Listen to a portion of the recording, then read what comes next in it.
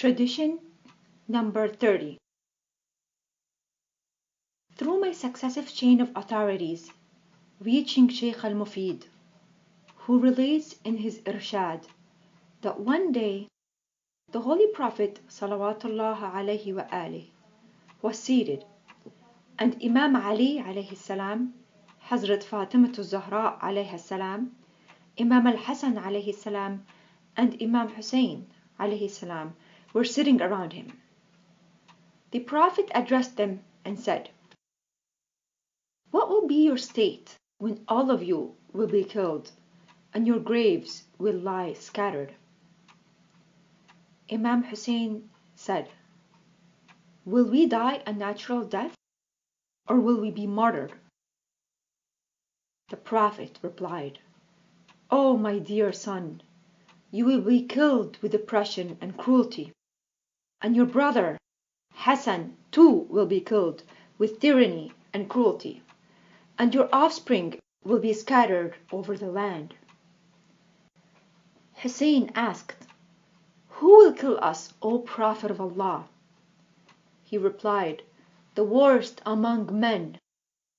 Then Imam Hussein inquired, "Then will anyone come to visit us, our graves, after our death?" The Prophet answered, "Yes, my dear son, a group of people from among my community will come to visit your graves, seeking my pleasure. Then on the day of Qiyamah, near the station of accounting, I will go to them, and catching hold of their hands, will save them from its terrors and sorrows." Tradition number 31. Through successive chain of authorities, Allama al-Majlisi has quoted in Bihar al-Anwar that the author of Durus al-Samin has written in the interpretation of the following verse of the Quran: Bismillah ar-Rahman ar-Rahim. Then Adam received from his Lord certain words, and Allah turned to him mercifully. Surah Al-Baqarah, verse 37. That Prophet Adam saw the names of Prophet Muhammad and Imams alayhim salam written on the base of the Arsh, Empyrean, and Jibra'il instructed him to say, "O the praiseworthy, by the right of Muhammad, O Most High, by the right of Ali, O Creator, by the right of Fatima, O Benevolent, by the right of Hassan and Hussein, and from you is goodness." When Prophet Adam alayhi salam uttered the name of Hussein, his eyes were filled with tears and his heart was pained.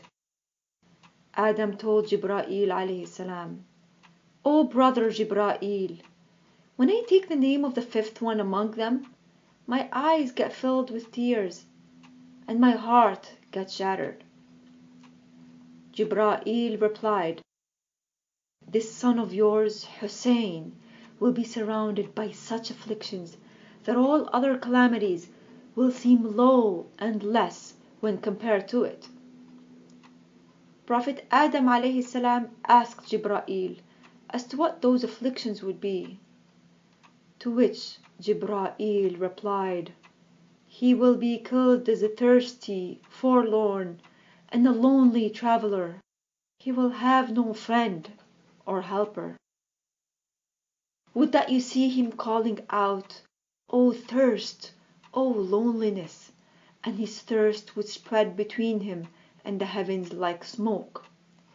No one will answer his call except the swords and the rain of death, and he will be butchered like a sheep from the back of his neck.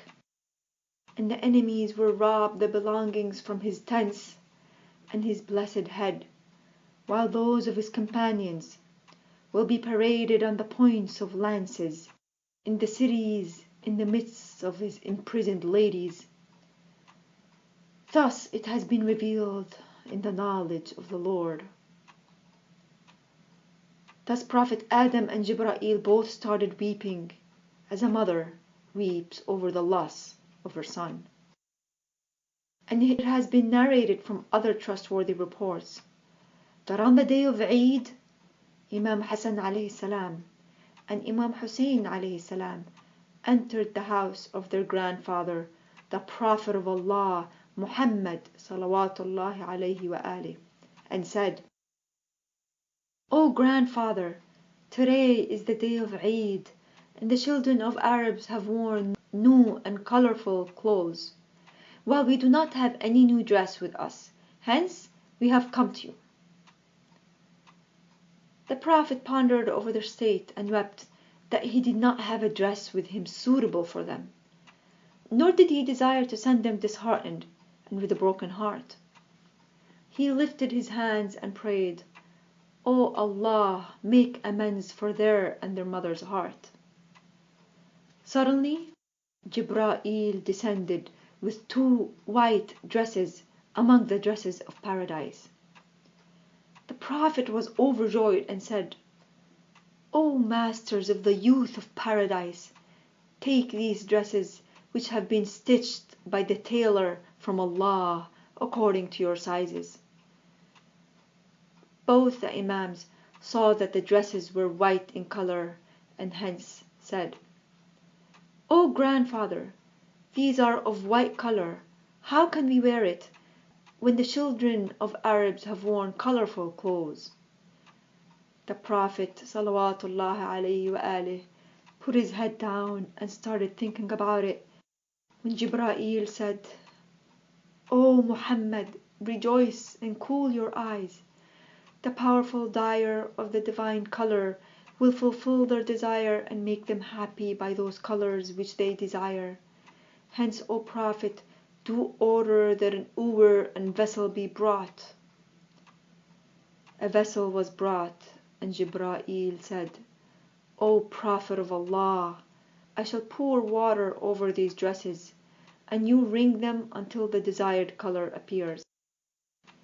The Prophet soaked the dress of Imam Hassan alayhi salam and said, "Which color do you desire?"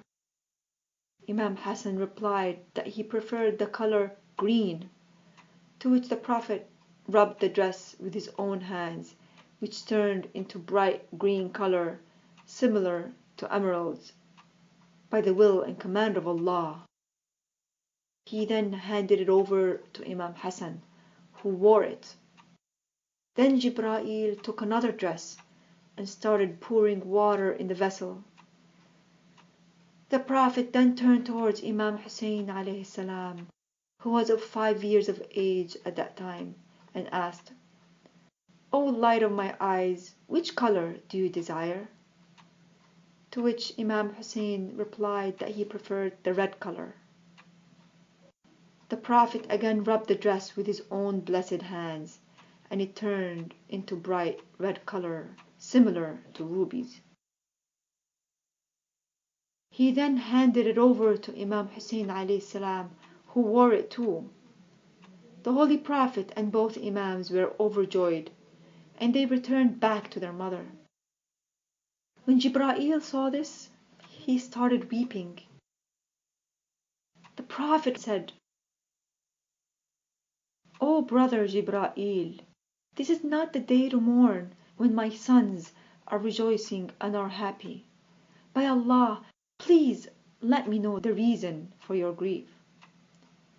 Jibra'il replied, "I mourn because your sons have selected one color each. As regards your son Hassan, he will be poisoned, and because of its effect, his body will turn green. And as regards your other son Hussein, will be killed by swords and his head severed, while his body will be smeared with red blood." Hearing this, the Prophet started weeping, and his sorrow increased.